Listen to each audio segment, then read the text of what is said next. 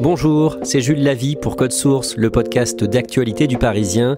Code Source mobilisé comme l'ensemble de la rédaction du Parisien pour vous faire vivre les Jeux Olympiques de Paris 2024.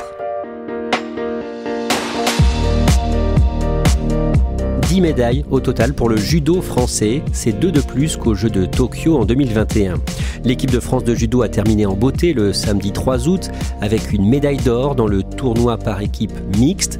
Les Français ont battu en finale les Japonais au bout du suspense 4-3 et c'est Teddy Riner qui a donné à la France le point de la victoire.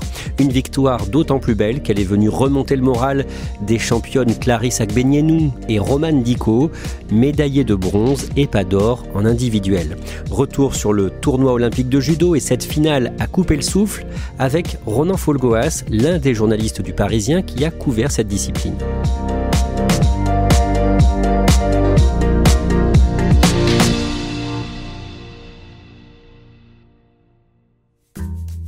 Un judoka a eu un rôle clé dans cette victoire de l'équipe de France, on va y revenir à la fin, c'est Teddy Riner, ce grand champion. Comment le résumer en quelques mots, Ronan Folgoas, à l'approche des JO, donc avant le début de Paris 2024, le 26 juillet.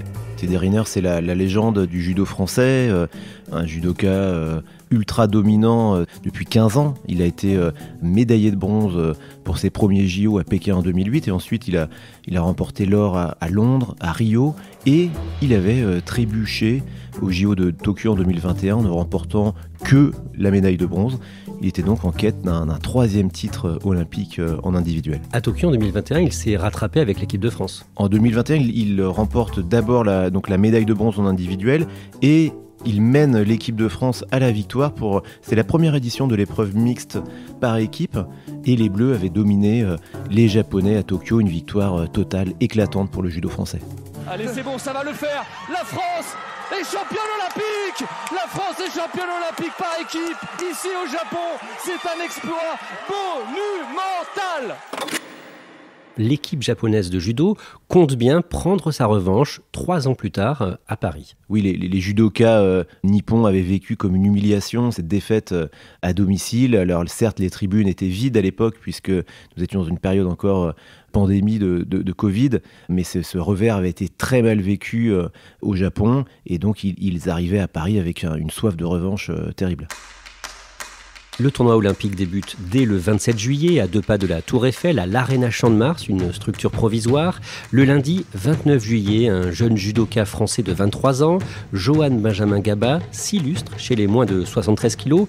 D'un mot qui il est et comment se passe son tournoi. Alors Johan Benjamin Gaba est un judoka de 23 ans, originaire de la région parisienne. Il a grandi à Trappes, puis à Sèvres, dans les Hauts-de-Seine. Et donc quand il arrive au JO de Paris, eh bien, sa sélection a été longue à se dessiner. Il n'est pas ultra dominant dans sa catégorie. Il n'a été champion de France qu'1 an plus tôt. Bref, personne ne le connaît en dehors du microcosme du judo. Et ça se passe très bien. Oui, il franchit assez facilement les tours et se hisse jusqu'en finale olympique de sa catégorie. Et là, malheureusement, il vacille et il est battu par un Azerbaïdjanais. Il y a 5000 personnes et c'est le hippon pour l'Azérie. Il peut relever notre Johan Benjamin Gaba, mais tu peux être fier de toi. Mais pour lui, cette médaille d'argent a évidemment une saveur. On dit toujours c'est presque de l'or. Non, c'est pas de l'or. Lui, il était déçu, extrêmement déçu, parce que c'est un judoka qui est animé par un mental extraordinaire. Il n'a peur de rien ni de personne. Il y a une pointe de déception. Le lendemain, le mardi 30 juillet, une championne olympique française, Clarisse Agbenienou, doit se contenter de la médaille de bronze dans la catégorie des moins de 63 kilos. C'est fini, c'est terminé. C'est fini. Ouais. La victoire au bon moment, au meilleur des moments pour la Slovène. Pour elle, c'est une déception. Elle avait remporté l'or dans sa catégorie à Tokyo 3 ans plus tôt. Et elle faisait évidemment de cette conquête d'une médaille d'or un objectif tout à fait raisonnable, puisqu'elle était dominante dans sa catégorie, même si ces dernières années aussi, elle avait connu un changement de vie. Elle est devenue maman et évidemment, elle a dû se remettre physiquement après la naissance de sa petite fille, ce qui était un immense défi. Et elle a réussi à retrouver son meilleur niveau, peut-être pas celui qu'elle avait auparavant, Elle échoue, c'est vrai, dans cette quête et elle doit se contenter à Paris de la médaille de bronze. Elle va briller cette médaille de bronze quand même dans ta collection de médailles, Clarisse. Le vendredi 2 août, pour l'une des autres cadres de l'équipe de France, Romane Dicot, l'or est la seule médaille envisagée. Il faut dire que dans sa catégorie des plus de 78 kilos, elle a été championne du monde en 2022, mais sa demi-finale ne se passe pas comme espéré. Oui, lors des tours précédents, son parcours ressemblait à une promenade de santé. Elle disposait de ses adversaires un peu à sa guise. Et là, face à la Brésilienne Beatriz Souza, future championne olympique, elle va trébucher, elle va subir une immobilisation qui va valoir hippon. Romane, il faut tenir. Oh là là, c'est terrible. Un rêve vient de s'envoler une nouvelle fois pour Romane Dicot là. Et donc, elle doit s'incliner un peu contre toute attente, puisqu'elle était dominante dans sa catégorie. Mais c'est vrai que là, elle ne trouve pas les solutions face à cette Brésilienne. Et là, les larmes de Romane Dicot sont immédiates. Et elle comprend que son rêve olympique vient de lui échapper. En petite finale, elle s'impose en infligeant un hippon à son adversaire serbe après 43 secondes, mais ça ne suffit pas à la consoler. Ronan Folgoas, le vendredi 2 août, Teddy Riner entre dans la compétition. Vous avez rappelé son palmarès avant ces Jeux. Il est évidemment l'un des favoris. Comment se passe le début de tournoi pour lui ? Alors, il est même le grandissime favori, mais il y a l'ombre d'un doute. Les années ont passé, Teddy Riner, on l'a vu en 2021, n'est pas invincible.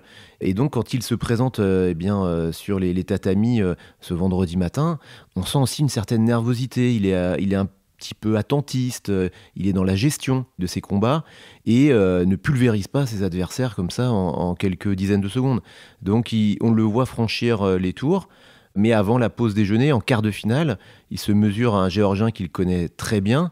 Et là, le combat vire à l'affrontement quasiment entre caïds d'une cour de récréation. Et ça finit de manière assez cocasse puisque Teddy Riner finit par prendre le dessus.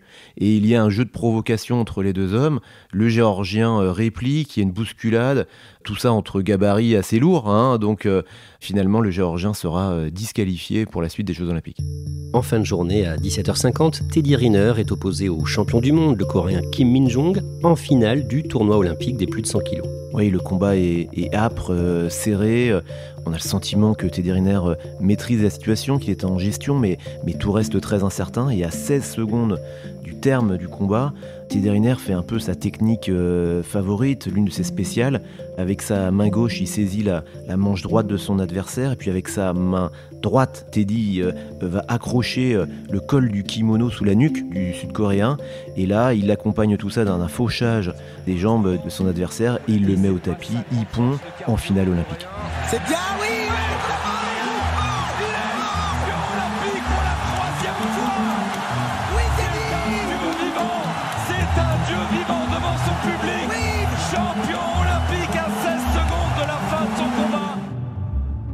Le lendemain, le samedi 3 août, place au tournoi olympique par équipe. Les Français sont opposés en finale aux Japonais qui tiennent donc à prendre leur revanche après leur défaite à Tokyo. On l'a dit au début de cet épisode de Code Source. Alors d'abord, Ronan Folgoas, rappelez-nous comment va se dérouler ce tournoi par équipe. Alors c'est une épreuve qui met aux prises 6 combattants de chaque pays. 3 hommes, 3 femmes, et qui sont répartis en 3 catégories de poids. C'est-à-dire que là, les catégories individuelles sont élargies. Une femme de moins de 52 kilos peut être amenée à combattre contre une femme qui fait moins de 57. Et donc cette épreuve donne lieu à des combats parfois dissymétriques. L'exemple extrême au cours de ce tournoi par équipe mixte, c'est l'affrontement entre Teddy Riner, 2,04 m et plus de 140 kg, qui affronte un judoka sud-coréen qui mesure 1,76 m et qui évolue normalement dans la catégorie des moins de 81 kg. Mais il n'y a que cette épreuve donc par équipe mixte qui peut donner lieu à ce genre d'affrontement. Avant le début de ce tournoi par équipe, le matin, Teddy Riner discute avec Romane Dicot et Clarisse Agbenienou et il voit dans leurs yeux un peu de mélancolie, un peu de tristesse de ne pas avoir réussi à décrocher l'or. Ces 2 combattantes étaient omnibulées depuis des mois et des mois par la quête de cette médaille d'or individuelle. C'est le rêve d'une vie qui passe et il faut ensuite se remobiliser pour l'épreuve par équipe qui n'a pas tout à fait la même saveur, au moins dans un premier temps. C'est vrai qu'au départ, lorsque cette épreuve a été introduite en 2017, dans les premiers championnats du monde, eh bien, il y avait une sorte de parfum de médaille en chocolat qui enveloppait cette épreuve. Et puis, les Français y ont pris goût en 2021 en remportant l'or à Tokyo. Mais c'est vrai que ce n'est pas tout à fait le même prestige sur le CV d'un judoka. Et donc, que leur dit Teddy Riner ? C'est Sandrine Lefebvre, notre spécialiste judo parisien, qui raconte cette scène où Teddy Riner leur dit, les yeux dans les yeux, les filles, on va aller chercher cette médaille d'or et je vous promets que vous allez réussir à oublier cette peine. Les Français se qualifient pour la finale de ce tournoi olympique mixte par équipe, mais le début de cette finale est très compliqué pour les tricolores. Ça commence très mal, en effet. Les Bleus enchaînent 2 revers successifs. Une première défaite d'abord de Maxime Gaël Ngaya Pambou, puis un échec de Roman Diko. Dernière attaque, non. 2-0. 2-0 pour le Japon. On pensait vraiment que Roman Diko allait prendre le meilleur sur une judoka d'une catégorie inférieure. Donc les Bleus sont menés 2-0. Ensuite, Teddy Riner arrive sur le tatami et rétablit la situation. Il domine son adversaire Saito 2-1. Et là, on se dit que les Français vont recoller au score par Sarah Léonie Cizik. Mais non, c'est un nouvel échec. Et les Bleus se retrouvent menés 3-1 au bord de la défaite, puisqu'il faut, on le rappelle, cumuler 4 succès pour l'emporter. Et non, mais voilà comment le Japon se retrouve à une victoire du titre olympique. Nous n'avons plus le droit à l'erreur. Ah non, on n'a plus le droit. Nous n'avons plus le droit à l'erreur. Johan doit absolument gagner. Quand les Français sont menés 3-1, c'est à Johan Benjamin Gaba de combattre, ce jeune judoka de 23 ans, on l'a dit, médaillé d'argent dans ces Jeux. Mais face à lui, il y a un champion qui semble imprenable. Oui, c'est Ifumi Abe, la star absolue du judo au Japon. Il a une gueule d'ange, il réussit à peu près tout ce qu'il entreprend. Il est double champion olympique, invaincu depuis 5 ans. Et il évolue dans une catégorie de poids inférieure à celle du français. Il est chez les moins de 66 kg. Johan Benjamin Gaba est chez les moins de 73. Et l'opposition semble assez mal engagée. Ifumi Abe, le champion olympique antique des moins de 66. La légende japonaise. Oh là là, la bataille de Kumikata, ça va à 3000 à l'heure. Là, clairement, dans le camp français, tout le monde se dit que c'est perdu. Alors tout le monde, pas tout à fait, mais c'est vrai que le président de la Fédération française de judo dira ensuite que oui, là il sentait que c'était très chaud et il ne donnait pas beaucoup de chance à Gaba de l'emporter face à Abe. Mais dans les rangs des tricolores, au bord du tatami, au contraire, certains y croient, ils savent que Gaba est capable de tout, y compris de se surpasser dans ce moment décisif. Et là, Johan Benjamin Gaba est en transe pendant ce combat. Oui, effectivement, son entraîneur nous expliquera ensuite qu'au bout d'un moment, il a arrêté de le coacher, puisque Gaba n'entendait plus rien, il était comme habité, seul au monde. Il sentait que Abe faiblissait, était en train de perdre pied physiquement. Et il nous dira après, Gaba, que quand il a compris que Abe avait demandé à se faire soigner, et pendant plusieurs minutes, c'est vrai, le combat s'arrête. Ouais, on va lui demander de sortir pour se faire soigner. Pour saignement. Abe est en train de se faire soigner au nez, puisqu'il y a un début de saignement, semble-t-il. Là, il comprend que Abe cherche à retrouver un peu de force, et qu'il suffit d'attendre son retour pour le cueillir. Regardez le regard de ces deux judokas, et le poids du sort français, du destin français sur... Johan Benjamin Gaba. Après le retour sur le tatami de Ifumi Abe, le combat s'étire dans le temps puisqu'on dispute à ce moment-là la 9e minute du combat. Il y a 4 minutes initiales, puis la prolongation. On est donc dans la 5e minute de la prolongation. Les deux hommes sont à bout de force. Et c'est l'instant que choisit Gaba pour se jeter son adversaire, un peu à la manière d'un rugbyman qui plaquerait comme ça son adversaire. Eh bien, il se jette tête en avant sous les selles du japonais et le renverse.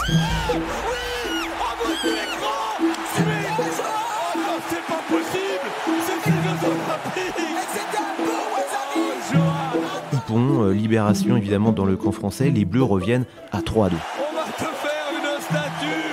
Oh là là. 3-2, tout redevient possible. Oui, et là c'est tout tour de Clarisse Agbenienou de rentrer sur le tatami. La pression est énorme puisqu'elle doit concrétiser le point récolté par Gaba quelques instants plus tôt. Ça va passer. C'est ça, Clarisse. Elle réussit à recoller à 3 partout face à son adversaire Takeishi, une japonaise d'un niveau certes plutôt inférieur à elle, au moins sur le papier. Mais Clarisse remplit la mission et redonne un espoir au camp français. 3 partout. On le redit, la première équipe a 4 victoires et championne olympique. À ce moment-là, c'est le sort qui va décider du prochain combat, du combat qui va départager les deux équipes. Expliquez-nous comment ça se passe. Alors là, les Français qui sont devant leur télé à cet instant découvrent une règle assez particulière, puisqu'il y a un tirage au sort réalisé donc à l'issue de ce 6e combat, un tirage au sort qui va désigner finalement la catégorie de poids dont le combattant, le 7e combattant, sera issu. Un tirage au sort assez peu transparent, puisque c'est un logiciel qui lance une roulette comme ça qui figure sur les écrans de l'Arena Champ de Mars, une roulette qui va tourner, qui va s'arrêter sur une catégorie de poids, et c'est celle de Teddy Riner, la plus de 90 kg. Attention, Émilie ferme les yeux, ça va être Gaba, non, attention, oh là là, c'était Teddy Riner, mais oui, plus de 90, évidemment. Si on avait voulu le faire, on n'y aurait pas cru. Teddy Riner est opposé à Tatsuro Saito, un japonais de 22 ans. Le début du combat est très disputé. C'est une montagne, Saito.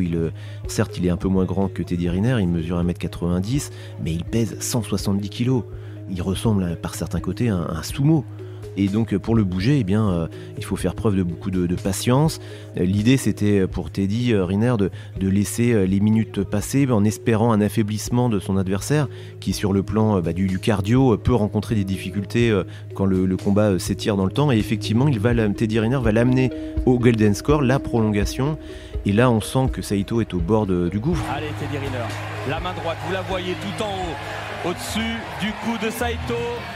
Ça finit par arriver, le hippon tant attendu survient au bout de 6 minutes et 26 secondes de combat. Allez, si ça le réveille, oui, c'est bon. La France, championne olympique par équipe mixte pour la 2e fois. Et là, voilà, c'est l'apothéose, l'Arena Champ de Mars explose, Teddy Riner affiche un sourire radieux, du soulagement aussi, parce que lui-même était très fatigué, exténué. Mais tout en ayant conservé comme ça là, une certaine maîtrise du combat, comme si lui-même écrivait le scénario, un scénario de rêve. Là, c'est vraiment un moment d'euphorie. C'est un moment de libération pour le public qui est évidemment en grande majorité français. Dans cette salle de l'Arena Champ de Mars, il faut imaginer 7000, 8000 spectateurs qui trépignent sur ces tribunes, qui battent du pied, qui font vibrer ces structures métalliques, parfois de manière peu dangereuse. Et puis il y a une explosion de joie dans le camp français. Il y a tous les membres de la Fédération française de judo qui convergent vers le tatami où là les judokas s'enlacent, s'embrassent, pleurent de joie. Et puis au milieu de cette euphorie, il y a la figure tutélaire de Teddy Riner qui émerge comme le boss du judo français, le leader incontesté, la figure charismatique, rassurante et qui offre la victoire finale. Le Japon a les championnats du monde et les Jeux Olympiques sont pour la France. Quelle folie, quelle équipe, quelle équipe.